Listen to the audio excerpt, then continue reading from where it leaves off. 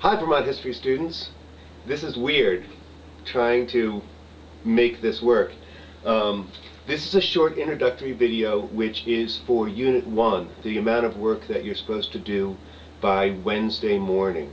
This is the first time I've ever taught an online class, so we're going to play around and see what works and what doesn't work, and hopefully I will do everything I can to accommodate you and make sure that you have the best possible learning experience you can have.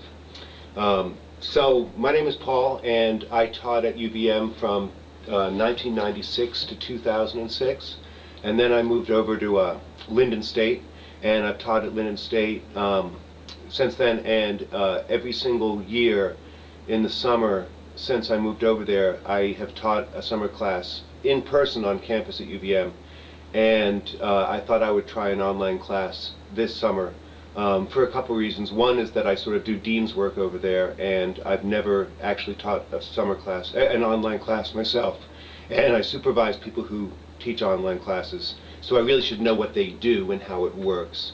So this will be an experiment, and we'll see exactly how it goes. I guess the first thing you want to make sure you do is go look at the syllabus, and I've tried to make the syllabus as clear as possible in its organization,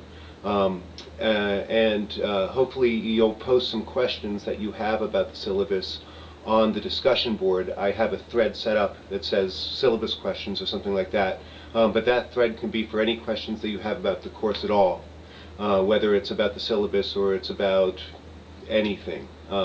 Some of the things in the course will be unfolding gradually as the days go by. Everything happens very quickly, of course, in this course. For instance, town meetings will become more clear to you in the video that you will see for Unit 2, which is Wednesday, Thursday, Friday.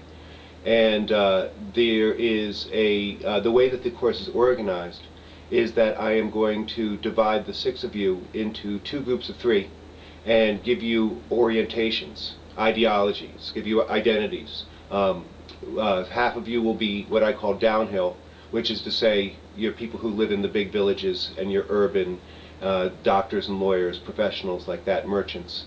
And the other half of you will be uphill, which is to say farmers, hill farmers, people who live in the most rural parts of Vermont. And the point of the course is for me to get you guys to argue with each other from your orientations, to examine primary documents from that first-person perspective, and then also from a third-person perspective, from you, to write papers over the course of the semester that examine exactly how unified or how lacking in unity Vermont is at various times during the semester. So have a look at the syllabus. Read the book, the textbook. The reading is Chapter 2 to be done by Wednesday. There is in the Unit 1 folder there's a outline for the unit, and also there's a set of images I'd like you to read. And there are 2 main questions that I'd like to use to get started on the semester, on the course. And I would like by Wednesday at noon for you to post a brief answer, whatever, just some thoughts about these 2 questions.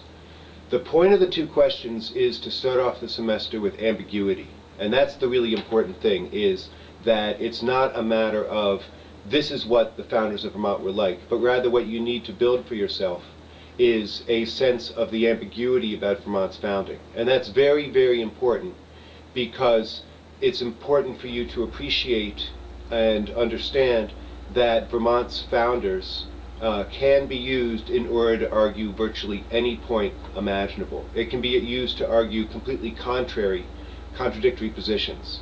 Vermont's founders can be summoned, particularly Ethan Allen, can be summoned to argue in favor of gay marriage or wind towers, and also he can be used in order to say that if Ethan Allen was here today, he would think that gay marriage or wind farms were a horrible thing. So it's really a matter of trying to get you to appreciate the ambiguity of the founding generation, the founding experience at this point. So there's 2 stories to address as we move up in this unit to about 1764, which is the Privy Council decision, which is the crucial decision by the English government in 1764 that made it so that what became Vermont was given under the jurisdiction of New York Colony, which then set off the Green Mountain Boys dispute and Ethan Allen and Remember Baker and the whole thing that followed in the late 1760s and early 1770s. So two quick stories. Number one, I want you to answer the question about, does it really matter if the Ethan Allen homestead is really Ethan Allen's house? And just to be brief, there was a historian in the 1960s who was looking for the location of Ethan Allen's last house, and where Ethan Allen had moved into a house on the Intervale in Burlington, and this historian in the 60s went to the spot where he figured Ethan Allen's house most likely was, and there he found a tenant farmer's house. And he went inside, it had been modified and additions had been put on it, but he went and examined it, and for various ways that you can tell when houses were built by the way the beams are put together and things like that, he decided this must be a 1780s house and that it's probably Ethan Allen's house. And so they stripped off the additions and turned it into the Ethan Allen Homestead. I was on the board of trustees. It's a wonderful organization, but the question has always been sort of nagging. Is it actually Ethan Allen's house? And my question to you is, Ethan Allen occupies a place at the center of the imagined community of Vermonters. A lot of what this course is about is examining the discussion about who is a Vermonter over time. It's a historical narrative in which people argue about who is a Vermonter as a means of making an argument about what was Vermont, what is Vermont, what should Vermont be in the future, and especially who has the right and the privilege to participate in the discussion about what Vermont should be and what Vermonters should do. This obviously has implications in terms of politics. It has, to a great extent, religious connotations, Catholics finding it hard to be Vermonters, etc. So you'll see over time that this is very important. But Ethan Allen, of course, with his furniture stores and with all the other things his name is attached to, is really at the center of the psychic chords of history there that constitute the imagined community of Vermonters.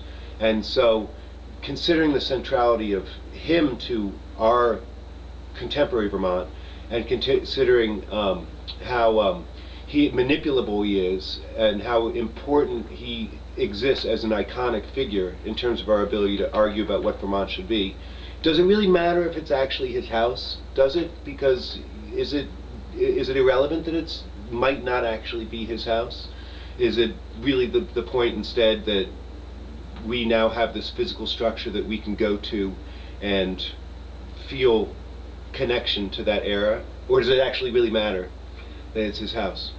So just give me an answer on that would be great. The second one is, I want you to just give me a brief idea what you think the consequences of colonial America, colonial New England, was on the ideology of the people who founded Vermont. The founders of Vermont, at least particularly on the west side, the Bennington area, were frontier farmers. Almost entirely, there was a few land speculators, but they were largely frontier farmers, pretty common people who were from western Connecticut, on the whole. And so what makes colonial America different from England, because in order for the revolution to happen, Americans had to be not just distant, but also different. What was different was that America reversed the old world's land-people ratio. England had lots and lots of people in a small amount of land. America has an enormous bountiful amount of land as long as you can genocide out the Native Americans. And people are very thinly spread. So what people in colonial America ended up doing was playing a game that people in England didn't do, which was called provide land for kids. And every generation you're born, your father doesn't have enough land for you, he sells it where it's scarce and expensive on the coast, you move to the interior, sets all of his kids up with land, you have kids, you repeat the process, you end up old, you die, you've won if you provided your kids with land. So Americans were very spread out, and were overwhelmingly rural, whereas England sort of grew up, America grew out, is kind of the way you want to think about it. And at the time of the Revolution, the most important thing to appreciate about America is it is so profoundly, overwhelmingly rural.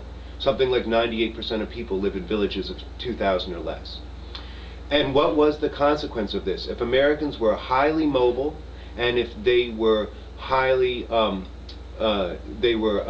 highly rural, does that mean that that trained them ideologically to be a competitive or a cooperative people?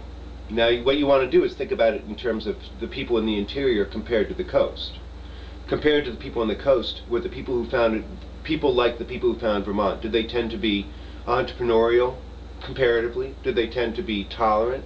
Did they tend to be innovative, or were they bound to tradition? If Vermont very quickly, soon, ends up writing one of the most radical documents, adopting one of the most radical documents of the Revolutionary era, the state constitution, is that a surprise, or is that natural to what those people were like? Because of course people end up with documents in the heat of the moment that they don't necessarily, are attracted to, make sense to them. In the excitement of the Revolutionary era, people could have committed themselves to values that they didn't necessarily believe.